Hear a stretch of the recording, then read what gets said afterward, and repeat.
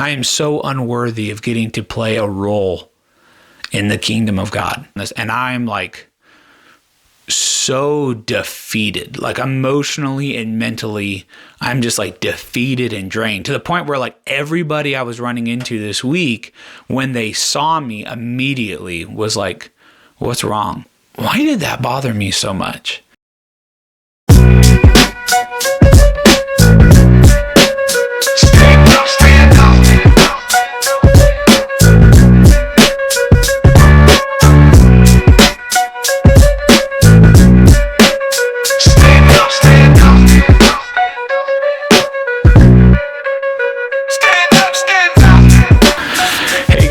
Welcome back to the Stand Up, Stand Out podcast. I'm your host, Joshua Warren, and I'm so glad to be with you guys again for another week. This is officially episode number 3, so super excited to be here with you guys. For those of you that are returning, I'm super grateful to just have you to continue to come back. I did want to say from the outset, this episode's going to be a little different than the first two. This episode is going to be more of a reflection of what I hope the podcast to be moving forward. The first episode, for those of you that maybe didn't catch it, I would encourage you to go watch that to kind of just give you some background and some foundation to why this is. The first episode I called Why a Podcast, and I literally just go through and explain to you guys why I decided to start a podcast and what all that entailed. The second episode of the podcast, just simply titled Stand Up, Stand Out, was me going through the biblical framework and foundation for the name Stand Up, Stand Out, which was a name that the Lord gave to me when I was kind of on mission for Him down in California. And so I just went through and explained what stand up and stand out means and kind of the principles and ideas behind it from a scriptural standpoint. But what I hope this podcast to be, which I shared in episode 1, is more of just me sharing what the Lord's putting on my heart, the thing that I'm learning from a week-to-week basis, and just sharing those things with you guys and kind of bringing you along for my discipleship journey so that you guys can hopefully be encouraged, maybe learn from the lessons that I'm learning. This isn't going to be me telling you how to live your life. This is going to be me sharing how the Lord's been telling me to live mine. And so again, I'm super excited to have you guys here. Thank you for those of you that have checked out the first couple episodes, shown love, been liking, commenting. For those of you that have already subscribed to the channel or to any of my social media stuff, huge blessing, and I'm so grateful for that. My prayer always before these episodes start is that they would just be a blessing to you guys. So for the next hour and a half, however long this takes, I don't really have a plan. However long this episode lasts, that it's just a blessing to you. Maybe this is going to be stuff that you already know well and you've already applied. And if so, honestly, good for you. I'm glad to hear that. Maybe it'll be a reminder for some of you that it's stuff that you know, but it's stuff that you've kind of been forgetting to walk in lately. And maybe for some of you, this is going to be new information. And so, yeah, I hope that this blesses you guys. That's really where I'm trying to get. So anyways, getting into this week and what the Lord's been showing me, as I also shared in episode 1, I kind of run a crazy schedule. So on top of this new podcast I'm doing, I currently work a full-time job, which is about an hour to hour and a half, depending on traffic, away from my house. So I'm doing like 55-ish hours a week once you add in commute, almost 60 hours, again, depending on traffic. And then I work 2 part-time jobs. I'm going to seminary school online full-time. And then now this podcast, married, 2 kids, and a big extended family. So anyways, I'm a busy guy. I keep a very full calendar. Not a lot of time for extracurriculars. And this week, due to some circumstances with some of the jobs I had, I ended up knowing that this week I was probably going to have more free time than usual. And so I was super excited about this. I don't get a lot of free time. And because of the schedule I keep, and maybe this is just a guy thing in general, because I feel like, and maybe not just a guy thing, this could just be a human thing, but I always feel like I'm running behind. Like, I feel like I'm never really caught up. Every time that I think I'm kind of caught up, I just look at the list of things I still have to do, and I can get kind of bogged down by it. But there's times where I definitely feel like really, really behind. And I've been there for the last couple of weeks, just due to some different circumstances. I've just been like really stressing how much I'm getting done, if I'm getting enough done, feeling like I'm dropping responsibilities and all this stuff. And so with this week coming up at work, knowing that I was going to have some short days and kind of have some more free time, I had already worked out a game plan. I was like, okay, when I get home, I'm going to do this, then I'm going to do this, I'm going to do this. And I started figuring all these things out. And I was like, by the end of this week, I should be quote unquote caught up, at least taken off a lot of the stuff that's been stressing me out. So I was pretty excited about this week. Well, lo and behold, as things go, the first day that I had a short day at work, that I was going to come home, my wife and kids were actually gone. They had plans themselves. So I was like, this is perfect. I'm going to have the house to myself and I can get this stuff done. And I called my wife, and she tells me, hey, something's going on with the kitchen sink. It's like backing up. Can you just take a look at it when you get to the house? So I was like, yeah, sure, no problem. Figured it was going to be a super easy fix. Probably like the garbage disposal's backed up, or it needs to be plunged, or, whatever. So I get home, and before I even shower or anything, I'm like, I'm just going to get under the sink, or get into the sink, clean out the garbage disposal, do the whole nine.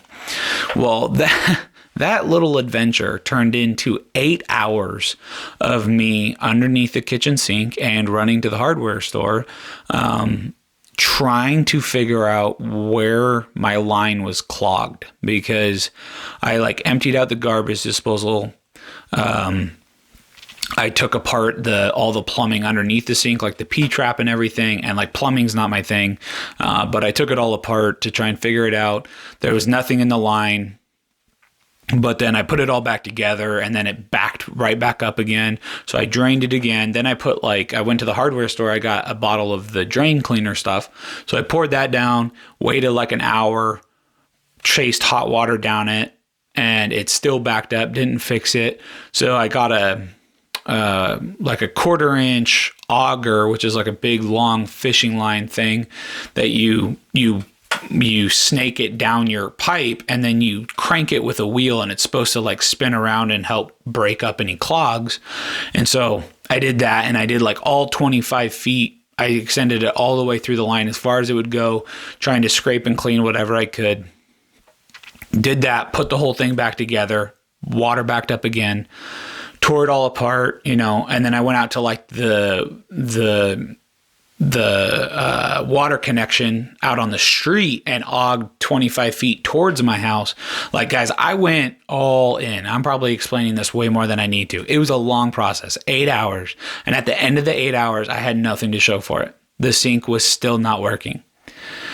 And then the icing on the cake was, by the time I finally called it quits, because now it's the whole day's passed. The kids got to go to bed. We haven't really ate. The kitchen sink's still not working.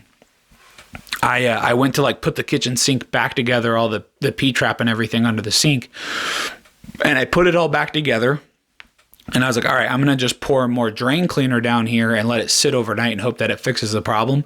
And I poured the drain cleaner down. Well, the P-trap, because I had assembled it and disassembled it so many times, it started leaking, and it was and it was shot. But then because it was so late, I couldn't go to a hardware store to buy a new one. And so then I really felt just absolutely defeated. I was super stressed out. I didn't know what was going on. The only good thing about that from the first day was I knew the rest of the house wasn't backing up, the other sinks and toilets and stuff. So I knew the clog wasn't in our main line. I knew it was in the kitchen line, but I couldn't figure out where, and I couldn't figure out what was going on with it. So The next day, I get off work early again, get home, and I'm like just determined to try and figure this out. And I spend a couple more hours. I think I spent like 5 or 6 hours the second day taking stuff apart, trying the auger again, trying drain cleaner, trying all this stuff to absolutely no avail. Still didn't. I went and bought a new P-trap, installed it, and it was still leaking, like barely, just like this little minor leak, but it was leaking. And like, again, just completely defeated. And I reached out to a good buddy of mine, a good brother, Troy. Shout out Troy if you're watching this, dude. I can't thank you enough. He's a plumber by trade. And so I reached out to him with what was going on, everything I had tried to do to fix it. And he was like, hey man, I'll come over tomorrow after work. I'll take a look at it for you. And so Thursday, he came over, and now I'm like, I don't know, 14 hours or so into this project.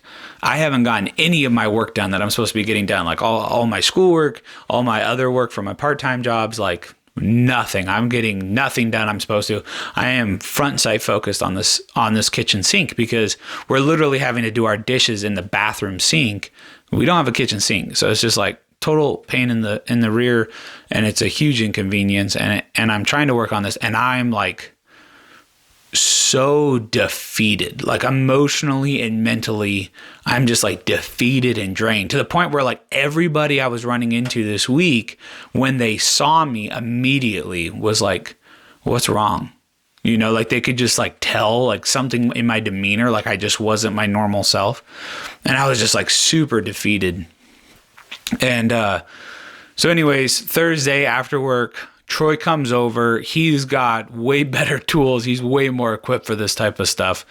And lo and behold, after some hours of work, he's able to clear the clog in the line, as well as some other spots of debris we were able to find. One little cool part of this story was he had a snake camera to snake the line to look for clogs and stuff. And towards the very end of the night, we actually decided to climb up on my roof and run the snake down the vent of the water line. And it got stuck. And we were sitting there like trying to yank on it and all this stuff, and the camera was stuck. And I'm panicking because this dude's doing me a favor, right? Like he's not even charging me. He's just doing this because he's just a loving and gracious brother, and he just cares, you know, for his people. And so I'm like, oh man, like this super expensive piece of equipment is now stuck in my wall. And so we're sitting there fighting it. We can't get it out. And so I literally told him, I said, dude, it was stuck in a wall behind one of my cupboards in the kitchen. And I just told him, I said, dude, let's just take the cupboard off the wall. We'll cut the sheetrock out. We'll cut the pipe open. We'll get the camera out. And then we'll just have to replumb the pipe. But I don't care. Like, we need to get your camera out regardless of what it does to my kitchen. And he's like, okay, before we do all that, let's just try one more time to get the camera out. And so I was up on the roof already, and I was holding the line. And when I say at this point, like I was really just defeated, like the whole, like, let's just cut the wall open and cut the pipe open. Like it was truly just like, I've got nothing else to lose at this point. Like I just felt completely defeated by this super minor thing. And so I was holding the line, and literally before I pulled on it, I just said, Lord, please, I've got nothing left in my tank this week. Like I'm just at my end. Like I just need this, please. And I literally said that, and I pulled, and it immediately just popped right out. And, Troy's like, dude, you're amazing. And I was like, that was not me. That was God, like 100%. Cause we were sitting there yanking on this thing forever, like trying to twist it and turn it and try and get it, and nothing. And I just was just like, Lord, like, I don't know what lesson you're trying to teach me here, but I'm over it. Like I can't do this anymore. I'm at my end. I'm just defeated. And he just ever so graciously, he just freed up the camera. So we were able to pull it back out. go down. We were able to reconnect the sink, all that, and then it was fixed. Everything's running great. It's still running great. We're able to do dishes again. So again, shout out to my brother Troy for blessing my family and helping take care of us. But I say all that, I tell you guys that story to tell you this.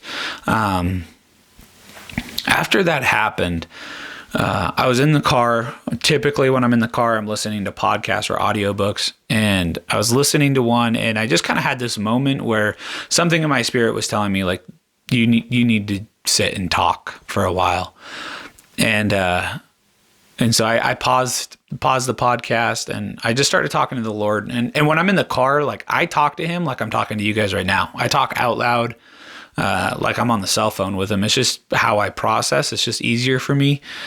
And so I just started talking to him, and I was just asking him and kind of myself, like, why did that bother me so much? Like, why did a kitchen sink allow me to get to this place of like total defeat, to where I was just like, I couldn't focus on anything. I was like almost depressed in the sense of like, I just like was struggling to find any joy, and like my mental clarity, like everything, I was just affected. And like to the point where everyone who saw me over the course of those couple of days was just like, dude, are you okay? Are you getting sick? What's going on? And so I was just asking, like, why did that bother me so much? And the Spirit just like ever so gently just kind of put this thought in my head. And it said, Joshua, you're really good at coming to me and being dependent on me for the direction of your life. But you're really poor at being dependent on me for the day-to-day steps that are going to take you in that direction. And what that meant for me is I was like sitting there chewing on that was just, I'm really good at, like, I say all the time in my prayer journal, I always write like, Lord, I never want to be found outside of your will. Wherever you want to take me, I'm there. Wherever you want to use me, I want to be in place. There's a quote. I wonder if I put it in here. I don't think I did. Yeah, I didn't. There's a quote, forget who said it, so I just want to apologize. I always try to give credit, but it's something like, I do not fear that the Lord's work won't get done. I do fear that the Lord's work will get done without me. And that's kind of been my mentality of just like, Lord, wherever you want me, I'm there. And so I've been pretty good, not to sound prideful, but I'm pretty good about asking him for constant direction and where do you want to take me? What do you want to do with my life? And that's how this whole podcast came to be, was just coming to him and saying, all right, Lord, is there steps you want me taking? Is there a place that you want me right now that I'm not? And his answer was this. And so I've been really good about that. But where I've been really poor, or where I've really been lacking, is in the day-to-day. I see the destination of, hey, I want you there. And then on the day-to-day basis, I'm just making all these plans and I'm never consulting him about it. I wake up and I'm like, okay, today I got to do this, then I got to do this, then I got to do this, then I got to do this. And that's the plan. And then I just move forward. And as I was sitting with the Lord, I was like, man, I felt so defeated because I had made all these plans for how my day was going to go. And then something interrupted those plans for multiple days, mind you. And it just crushed me. And what I failed to do was to make those plans, but then turn around and put those plans before the Lord and say, God, here's what I'm planning to do with my day. And if there's anything else that you want my attention on, bring it to me.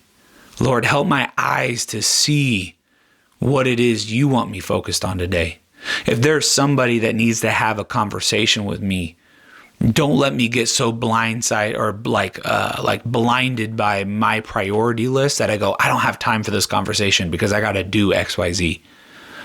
if there's a task or something you want me to complete that I didn't think was that high of a priority, and so I had shoved it off to the side, but you need me to do it for whatever reason, bring that before me. Like, I just wasn't good at when I made plans, turning around and going, all right, Lord, like, here's kind of what I had in mind. Is this good with you or no? And that just really hit me. I was like, man, I really let something as silly as a kitchen sink, like, just disrupt, like, my spirit and my soul and my attitude for days, because I had just set it in my mind that I was going to use this time to, quote unquote, catch up. And the Lord had other plans. Now, let me also say, as far as the kitchen sink goes, I don't know what the plan was with that. I don't know if the plan was to teach me this lesson, because that could have been it. The plan could have been to help further my relationship with my buddy Troy, just getting to work alongside him and have time to talk and to share and just continue to build that relationship. I don't know. Could have been a combination of things. I was like, regardless, like, if I would have came to him with that right posture of like, here's my plan, but if you have something else in store, then help me to receive it, help me to commit to it with all my heart and with a glad spirit, with like a joyful spirit. And I just didn't do that. I really failed on that front. And It reminded me of this quote. There's a pastor, I don't know his actual name. They call him TA, Pastor TA. He's from Watermark Community Church down in Dallas, Texas.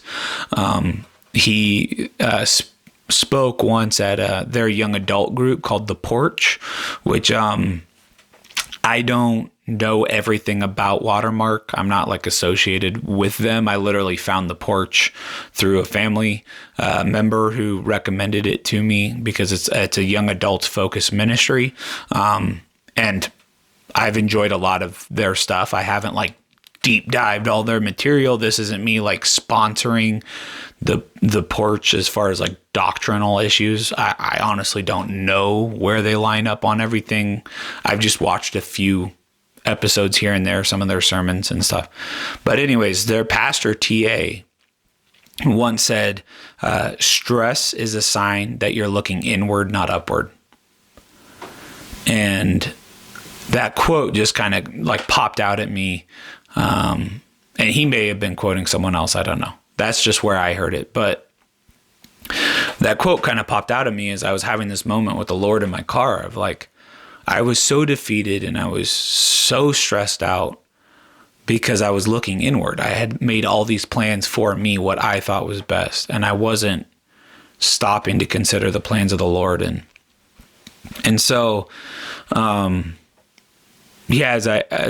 I was kind of chewing on that, when I got home, I just started kind of diving into the Word for like some encouragement for how I could kind of correctively adjust to this conviction that I was feeling in the midst of just my failures to kind of bring the Lord's into my plans. And so one of the things that I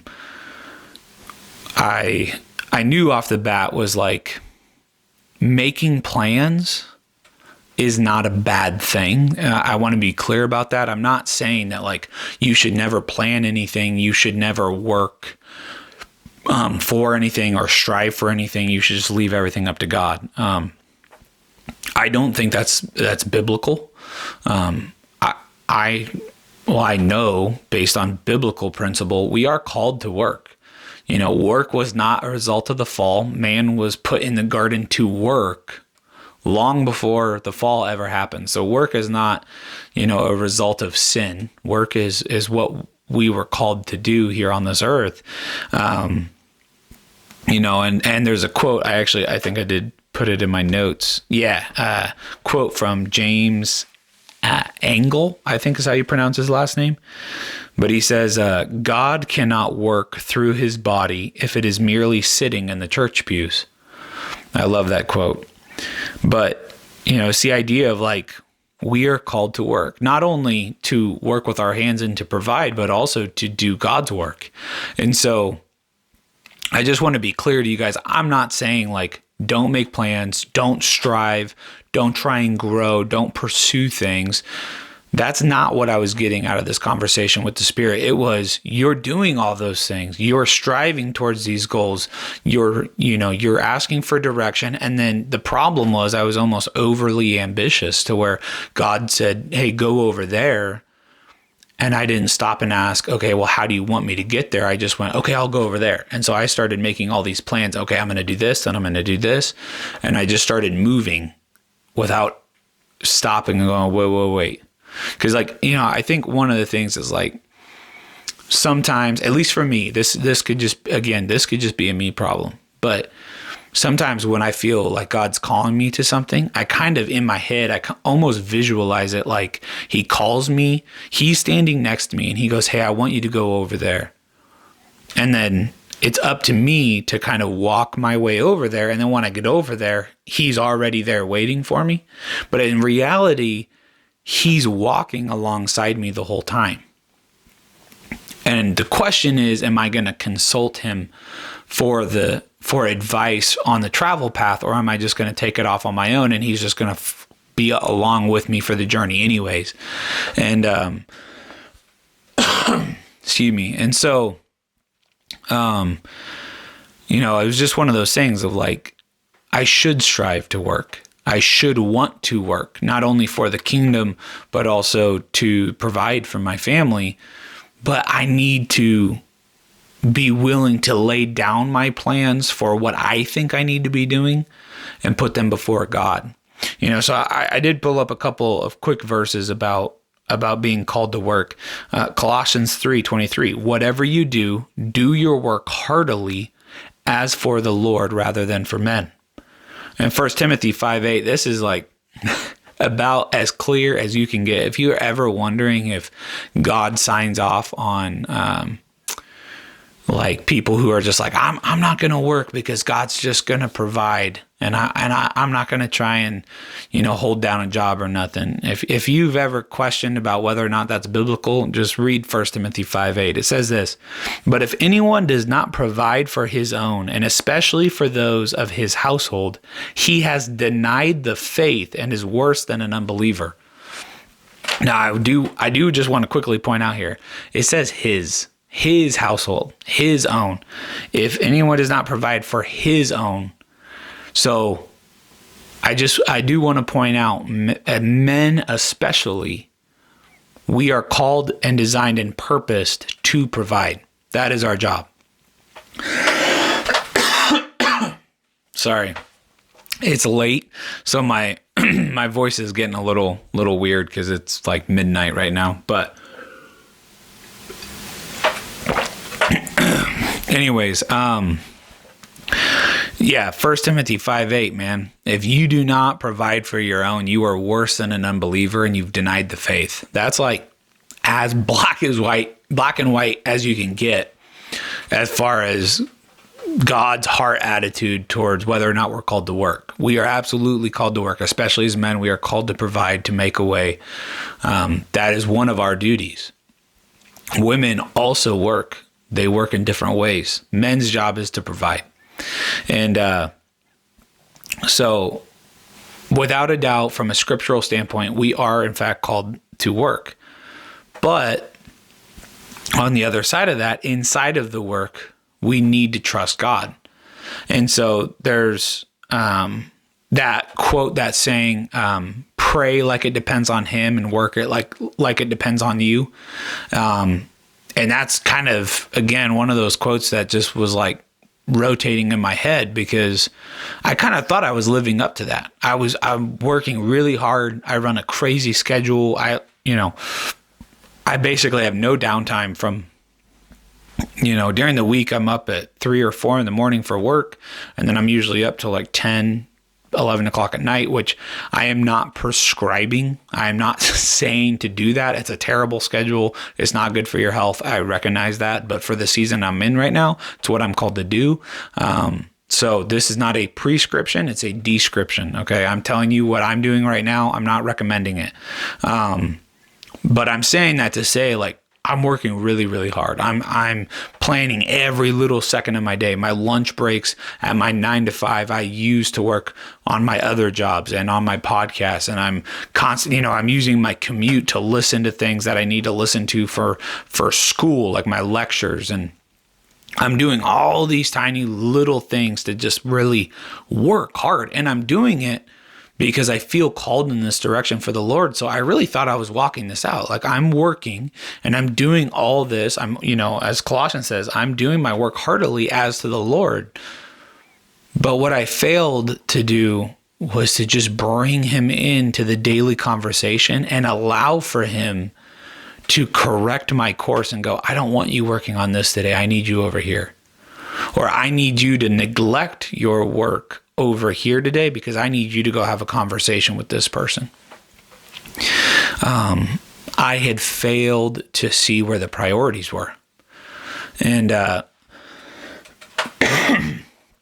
just wanted to share some verses. These were kind of some of the verses I started digging into when I got home, kind of after feeling this conviction. So Proverbs 16:3, commit to the Lord whatever you do, and he will establish your plans. So the super easy one. Commit it to the Lord, whatever you do. So that's saying you've got to do stuff. It doesn't say commit to the Lord your wishes and then he'll grant them to you. It says commit to the Lord what you're going to go do. Commit to the Lord your work. But then it says, and he will establish your plans. So you've got to commit to the work, but then you need to depend on him for the plans and the structure of that. And not that you just sit around and wait for him to hand them to you, but like I learned this week, I need to make these plans, and then I need to hand them over to him and say, if there's anywhere you need to adjust these plans, you let me know. You keep me alert to your priorities for me this week, not my priorities, so that I'm not found missing out on his work because I'm so focused on what I think is important. Proverbs 3:5-6, trust in the Lord with all your heart and lean not on your own understanding. In all your ways submit to him, and he will make your paths straight. Proverbs 16:9, the heart of man plans his way, but the Lord establishes his steps. Philippians 4:6-7, do not be anxious about anything, but in every situation, by prayer and petition with thanksgiving, present your request to God. And the peace of God, which transcends all understanding, will guard your heart and your minds in Christ Jesus. Isaiah 55:8-9, for my thoughts are not your thoughts, neither are your ways my ways, declares the Lord. So as I got home and I just started digging into scripture, I mean, these verses were just nailing it right on the head of like just where I really fell short this week, and just kind of where, not this week, I've been falling short on this for a while. I felt the conviction of it this week. I realized that I was really messing up. Not that I meant to. That was never my intention. But I was messing up. And as I got into these passages, I was like, man, yeah, I wasn't doing these things. I love that Philippians passage though. Don't be anxious about anything, but in every situation, by prayer and petition with thanksgiving, present your requests to God. And the peace of God, which transcends all understanding, will guard your heart and your minds in Christ Jesus. And it was like, man, that was it. I didn't need to be anxious. I didn't need to be stressed. I didn't need to feel defeated. Because in that situation, what I should have done is I should have had a thankful heart, and I should have went to the Lord in prayer and just presented my request. And granted, it doesn't say that if you present your request to God, he's just going to answer every request. can I just say, for me at least, and this may not be a you guys thing, but there are things that I very seriously requested from God that in hindsight now I am so thankful he did not answer. It's not that God is like this magic genie in a bottle where anytime something starts to go wrong, if you just go to him in prayer and say, hey, God, take this away from me, he's like, I got you. That's not how that works. Sometimes you're going to go through a trial, or, it sounds so silly to even call what I went through this week a trial in comparison to what real trials are. Like, there's people that deal with like serious sicknesses, broken homes, homelessness, all this. Those are trials. So to call a broken kitchen sink a trial seems a little like miscategorized. But I hope you guys understand what I'm trying to say. Like, when you're going through something that maybe you weren't planning for, something that's disrupting what you had going on, sometimes it's because God's trying to get you to turn your attention to something more important. Maybe it's because he's trying to teach you something. As children of God, if you've accepted Christ into your heart, you are a child of God. Children need discipline. We are free from the judgment of God. We are not free from the discipline of God. That's two very different things, and I'm not going to get into all of that right now in this episode. Quite frankly, I don't have all my notes for that in front of me. Maybe I'll do that in another episode. But sometimes he's like, hey, man, you've been off course, and I need to correct you. I think that's a little bit of what this kitchen sink situation was. It wasn't that he was disciplining me for like a sin habit, but he was giving me something to help correct me to get more in line with him. Of like, hey man, you need to learn that you're not doing a great job at including me in your day-to-day plans, of having a kingdom first mindset when you set your schedule, of not making my work your priority instead of your work. And so it could have been that. It could have been of a little bit of a disciplinary action, a sense of just trying to adjust my course a little bit to get me more in line with him and his will. Sometimes he's trying to give you an opportunity for something. Like I said, maybe it was just building out my relationship further with my buddy Troy, of just getting to have that time alongside him and getting to work with him. The knowledge that I gained about plumbing through this whole experience, because this is not my forte. A lot of YouTube videos were watched this week, I don't know. I'm not God. Out of all the things I'm going to ask him about when I get to heaven, I doubt hey, what was going on with my kitchen sink in 2025 is going to be one of those questions. So this is probably one that I'll chalk up to the things that I learned from it, the things I took away from it. And besides that, I'll move on. But anyways, getting back to that Philippians passage, I just meant to say, like, just because you ask God for something doesn't mean he's going to give it to you. Just because you present something to God in prayer doesn't mean he's just going to grant everything. He's going to always do things for our good and for his glory. And sometimes in the moment, that is really hard to see, because we can get so convinced that we know what is good for us. We can get so convinced that we know what's best. But in reality, we're seeing like a single piece of the puzzle, and he's looking at the entire picture. Not even just looking. I mean, he made the entire picture. And so we have to be reminded of that like God's not a genie. It doesn't mean the next time my kitchen sink breaks, I just go, Lord, fix my sink. And then I'm going to go plant myself on the couch until the sink's fixed. Like, you still have to put in work. And sometimes when you ask for stuff, he doesn't answer it.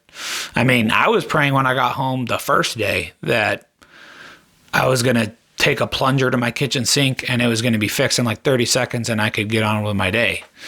He didn't answer that prayer.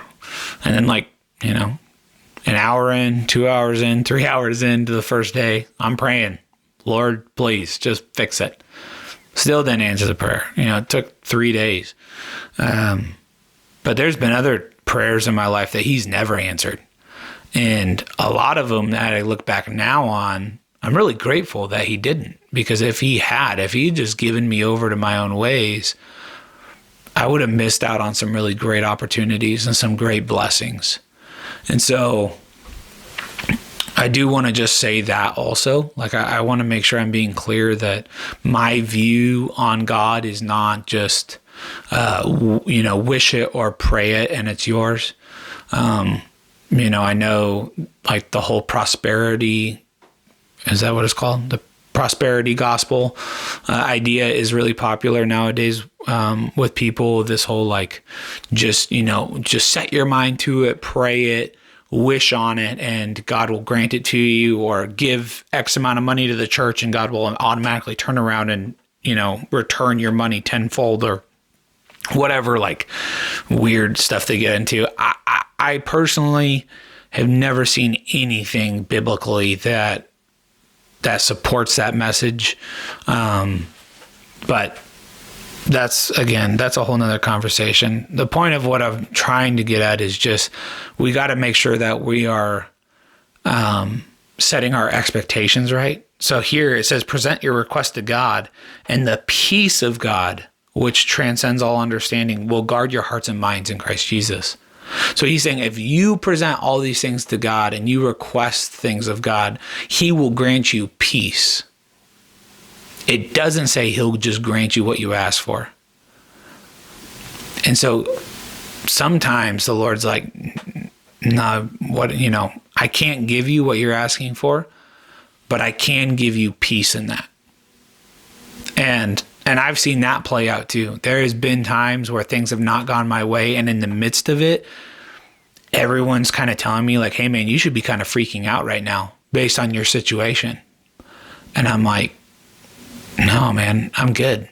I'm actually kind of experiencing that right now too in my life. I'm in kind of a situation with my 9-to-5 that's not looking great. Not because of something I'm doing, but just something with the work environment in my state. And then some situations going on at my company. There's a lot of guys really starting to panic. And people close to me have been asking like, so what are you going to do? And I'm like, I don't know yet. I'm still praying through it. But the one thing I do know is God's got me. He'll make a way. He'll provide. And oftentimes he provides by giving us opportunities to go earn it, to go work. And so I'm praying to see if that means things are going to turn around at my own company so I can just stay there for now. That'd be a huge blessing. Or if he's going to provide an opportunity for me to go earn somewhere else. I don't know. I don't know what God's going to do. But what I do know is that I have complete peace that this isn't catching him off guard, that this isn't catching him by surprise, that he's not now scrambling up in heaven going, oh, I didn't plan for that. What now? He's known since before the beginning of time that this exact moment in my life was going to happen. And he had a plan for it. I told my wife this week, one of the other things I was really reminded of in this study her and I are doing right now is,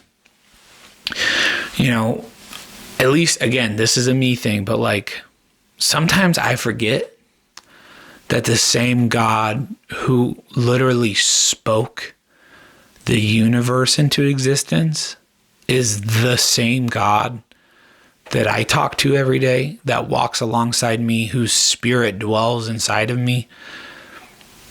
And I forget, like foolishly, it sounds so stupid and silly when I say it out loud, but like I genuinely almost, question his power and his ability when I have a crisis, quote unquote crisis at my doorstep. And it's like, man, I just had this moment this week where I was like, man, I'm such a fool. Like the same God who spoke and a universe responded, who created light, who created everything that we see and even the things we can't, And I'm a huge apologetics guy. That's part of what I'm going to school for. And so I study really intently a lot of things about this universe that are very precise and very delicate, that the chances of them just happening by chance is literally mathematically impossible. And I look at stuff like that, and I recognize that was all made and designed and spoken into creation by my God, by Elohim. And then something like my kitchen sink breaks, and I'm like, I don't even know if he's capable of fixing it. It's like, it sounds so stupid to say out loud, but I think if you guys are honest, you'd probably say that there's times you've been guilty of that too, where we kind of forget that that's the same God, that he hasn't changed. It wasn't like, thousands of years ago when he created this universe, he was a different being than who he is now. He's never changing. That's the beauty.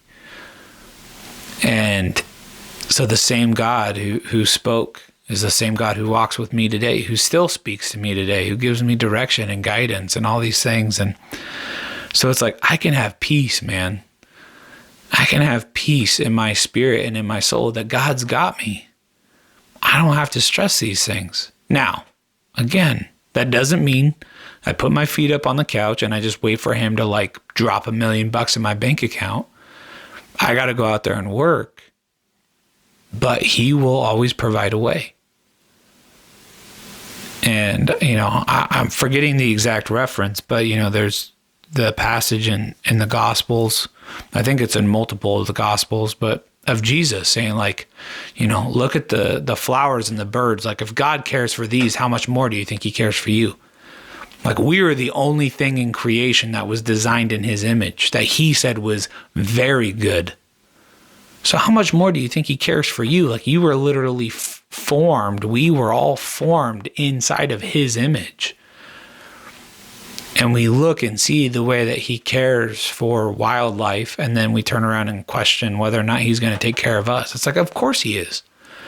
It's just not always going to be in the way that we think.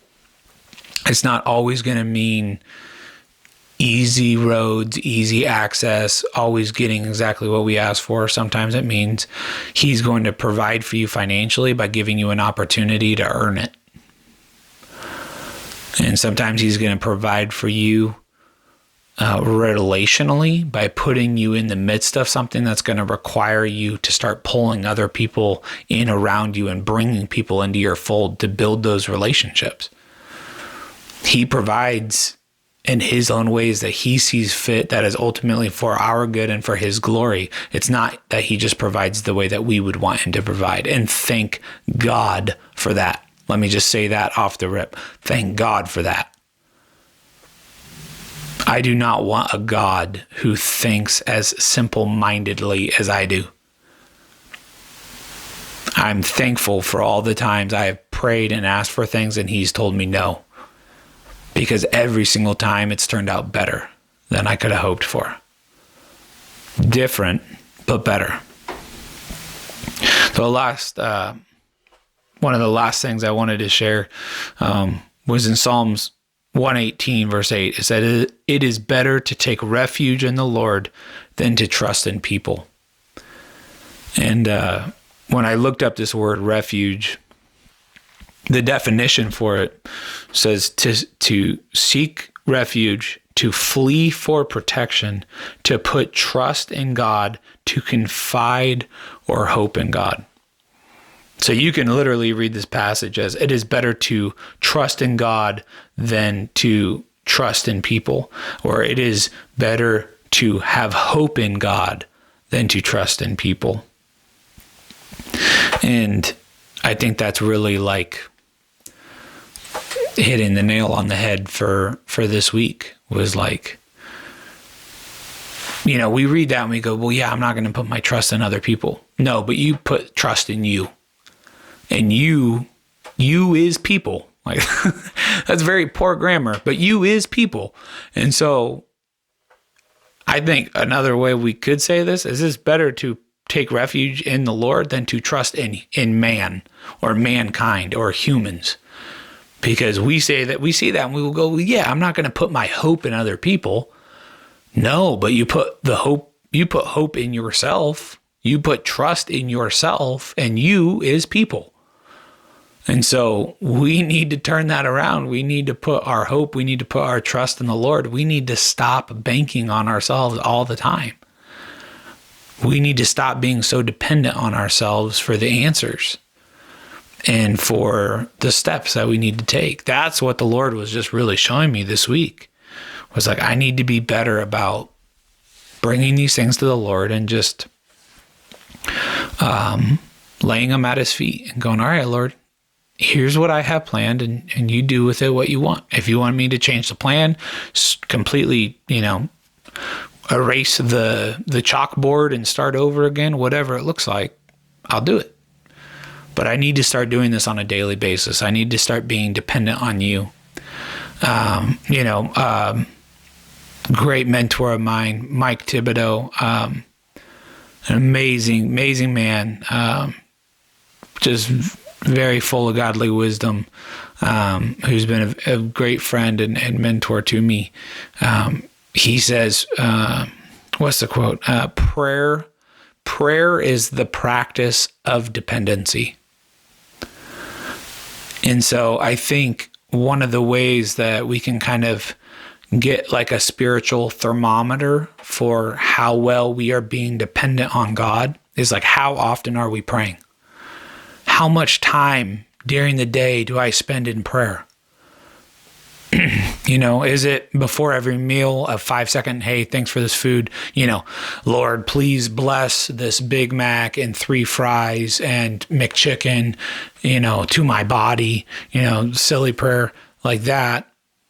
And then right before bed, hey, Lord, help me to get some rest. Help me to, have a good night tonight, get some sleep, have good dreams, and, get after it tomorrow or whatever. Are we really getting before the Lord on a daily basis and even multiple times throughout the day, jumping into conversation with them and going, man, I need to talk? And that was just, again, one of those like heart check moments for me this week is like, how is my dependency?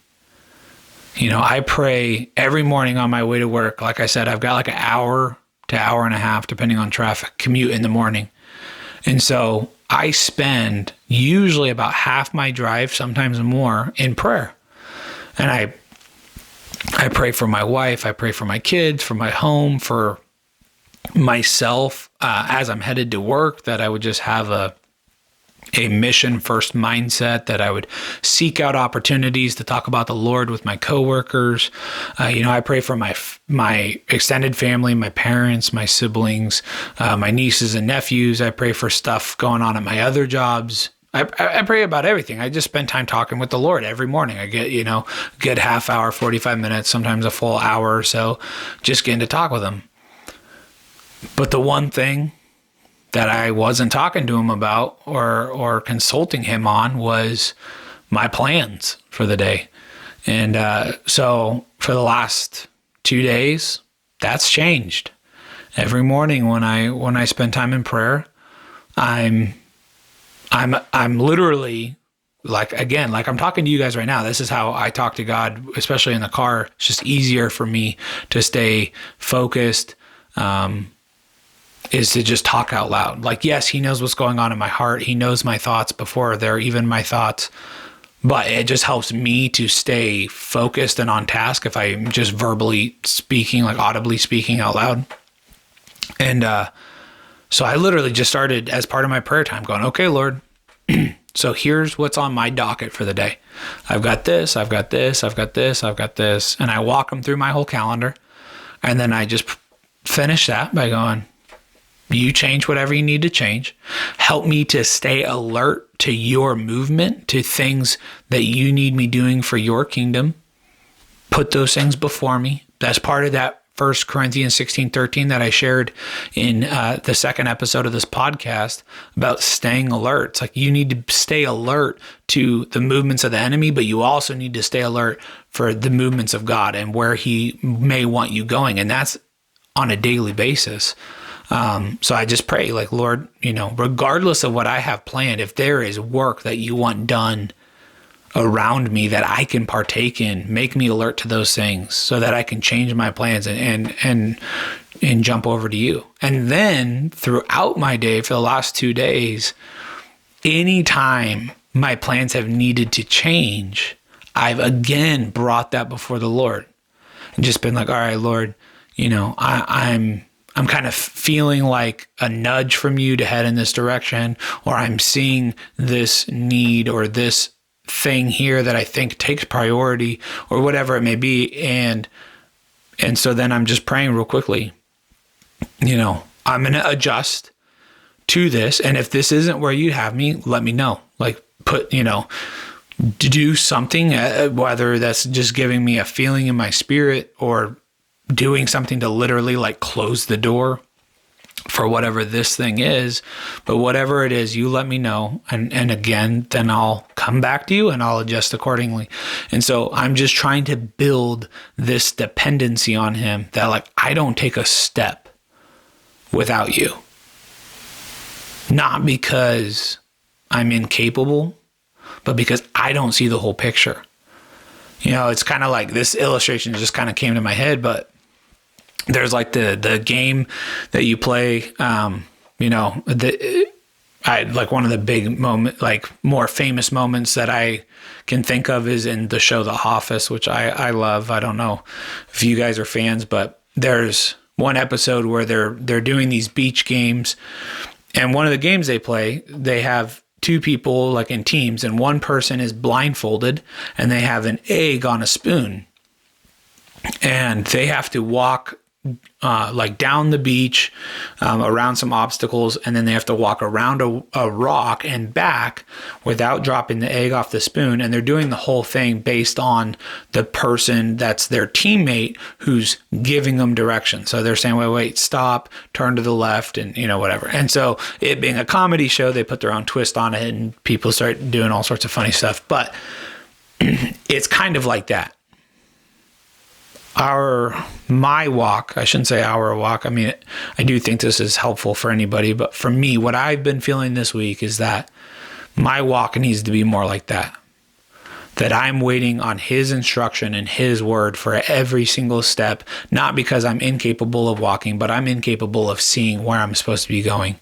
And I'm incapable of seeing the obstacles that may be in my way or the detours that I might need to take.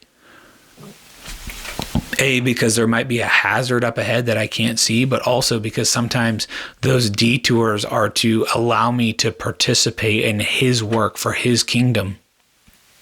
And if I'm so focused on my own mission, I'll miss it. And it's like, that's the last thing that I want. The last thing I ever want is for his work to be accomplished and for me to miss out on it. Because in reality, his work's going to get accomplished whether or not we jump in on it. But what an amazing opportunity to get to partake in the work of the kingdom of God. Like, just the fact that he allows us to play a part of his plan at all just speaks to his graciousness. Because, again, me, not you guys, but I am so unworthy of getting to take part in his work. I am so unworthy of getting to play a role in the kingdom of God. Like, it baffles me. Like, it just speaks to how gracious God is, that he would use someone even as messed up as me to help point other people towards Christ, to help strengthen believers who maybe are struggling, to just water the seed with people who are seeking. Not that every time he calls you to partake in the work, you're going to, get to lead someone, through the power of the Holy Spirit to a salvation decision. Sometimes the work he's asking you to do is just to water that seed a little bit for the next person and the next person. And that's a beautiful thing, man. Like, how gracious is he that we get to partake in that work. And so I'm really focusing the last couple of days, and I'm going to continue to do so, on my dependency on God. And my thermometer for that will be my prayer life. How often am I going back to the Lord and asking, okay, is this a step you want me to take or not? And then once he gives me confirmation, to do it. Well, I should say it this way.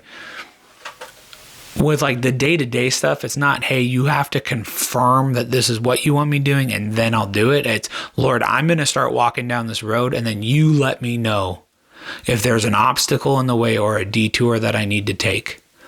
Because I'm going to work like it depends on me, but I'm going to pray like it depends on him. And so I'm going to be very alert and aware to anything he may be telling me, hey, no, you need to divert over here. I need you to go and do this instead, and whatever that looks like. And it reminded me of the passage in John 15:5, that I am the vine and you are the branch. He who abides in me and I in him, he bears much fruit. For apart from me, you can do nothing. And it's just that idea of like, apart from him, even the things we think we're accomplishing, we're not. And not to say that he can't redeem our flawed steps to still work for his glory because of his supremacy and his sovereignty. He can do that, but that's all him. That's not us. The only time that we are effective for him is when we're walking in step with him, when we are connected to him, the branch and the vine. We have to be plugged in, because if we are disconnected from the vine, you take a branch and you cut it off the vine, it dies, it withers away, it does not bear fruit. And so that was my reminder for this week. And it brought me lastly to a story in Matthew 14, which, funny enough, my mom actually this morning brought up this very story, not knowing that I had already been in this story this week and planning to talk about this on the podcast. But it's the story starting in verse 22. I'm not going to read the whole story. I would encourage you guys, Matthew 14:22, to go read this story. Even if you've heard it before, it's a great reminder. But essentially, the disciples are out on a boat in the Sea of Galilee, out in the water, and a storm starts to rise up. And amidst the fear and the panic for this crazy storm that's happening, as they're caught out in the water, they start to see Jesus walking on the water out towards their boat. And Peter, I don't know why, but in this moment, they're all freaked out, and like rightfully so, right? Like, you're in the middle of the sea, there's this massive storm going on, and then all of a sudden you just see a dude walking, not on just like calm water, but like raging seas, and he's just like walking across the water like it's any other Tuesday. They're all kind of freaked out, they're all kind of panicked, and yet Peter calls out, let me see if I can find it. It says in verse 26, when the disciples saw him walking on the sea, they were terrified and said, "It is a ghost," and they cried out in fear. But immediately Jesus spoke to them, saying, "Take courage, it is I. Do not be afraid." And then Peter said to him, "Lord, if it is you, command me to come to you on the water." And he, meaning Jesus, said, "Come." And Peter got out of the boat and walked on the water and came toward Jesus. But seeing the wind, he became frightened, and beginning to sink, he cried out, "Lord, save me." Immediately Jesus stretched out his hand and took a hold of him and said to him, "You of little faith, why did you doubt?" And as I sat with the Lord this week with this whole kitchen sink debacle, which again, it sounds so silly and minor in hindsight, but man, it really worked me up this week. And I think if you guys are honest, there's going to be times in your life where you're going to get really thrown and off course by things that are actually very minor in hindsight. But the Lord just reminded me, like, man, you started to panic because you took your eyes off of Jesus. You started to panic because you started to pay more attention to the wind and to the raging sea and less attention to the Messiah that stood before you. And so that was like the last thing that I just wanted to share with you guys, was just the example of that story of, like, even in the midst of storms, if we just keep our eyes on Christ, he will keep us above the water. And it's when we start to feel like we're drowning that we need to ask ourselves, where are we looking? What are we paying attention to? It's that quote again from Pastor T.A. Stress is a sign that you're looking inward, not upward. And that's exactly it. It wasn't until Peter took his eyes off Jesus that he started to sink, that he started to panic, that he started to fear, and, started to sink, no pun intended. But yeah, I just had a wake-up moment this week with that, of like, man, you're doing all these things because you feel called by the Lord. You're heading in a direction that you feel called to, and you're doing a great job at that. But you're missing the opportunity to build the relationship with the one who walks beside you. I think that's the greatest way I could put it. Again, like I have this bad habit of the Lord pointing me in a direction and then me just being like, all right, I got it. You stay here and I'll get over there. And then I get over there and I think he just magically like transports over there and he's there waiting for me to point me to the next thing. But in the reality of it, he's just walking alongside me the whole time. And I got so focused on the destination, I missed out on getting to build the relationship through the journey. And so that's what I'm working on this week. That's what the Lord's shown me. That's where I think I need to improve and just get better at. All that from a kitchen sink, right?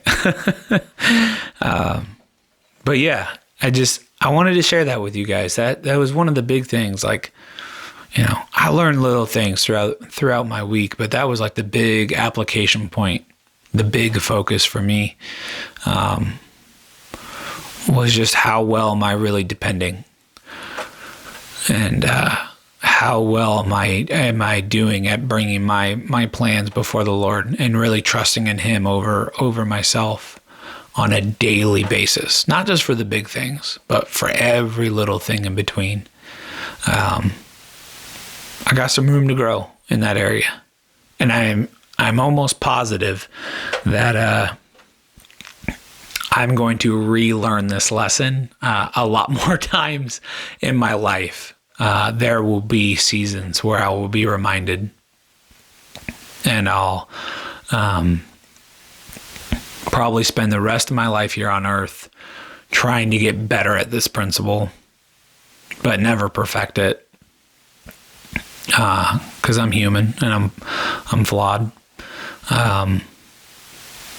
But man, it was a great reminder. I was really thankful for it this week. And so again, guys, like just in closing, I really do pray that my lesson to learn can save you from some future heartache, that maybe something I shared from this time, whether it be just a passage from scripture or one of the quotes.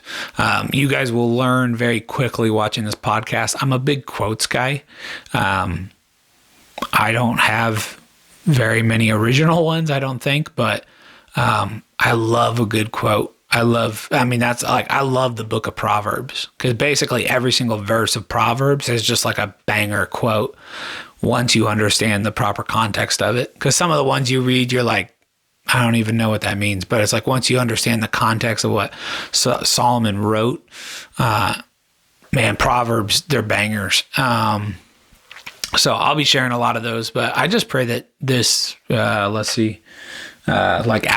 or so, I pray that this hour has just blessed you guys, that it's benefited you in some way, that, again, like I said, maybe you've got this down pat. And if so, kudos to you. Like, genuinely, that's awesome. But I hope that there's some people out there that needed this same reminder. And hopefully this video can be your learning lesson, so that you don't have to go through a kitchen sink or or something for more extreme, I guess. I don't know. Now that I sit here and talk about it, it sounds so silly to say that all this stemmed from a kitchen sink, but man, it really did. It got me really down. And that's why I went to the Lord, because I was like, this is a little silly. Like, this shouldn't bother me the way that it bothers me. This should not make me feel as defeated as I feel right now. So what's going on? And he was gracious enough to enlighten me, to put something on my heart and to speak to my spirit of like, you want to know why this bothered you? This is why. You've been falling short. You need to grow in this area. So anyways, guys, thank you again for giving me your time. I pray that this is a blessing and that it's something that you can just carry with you throughout your week. And I will see you guys next week for another episode. And as always, guys, don't forget to stand up and stand out. All right? Peace.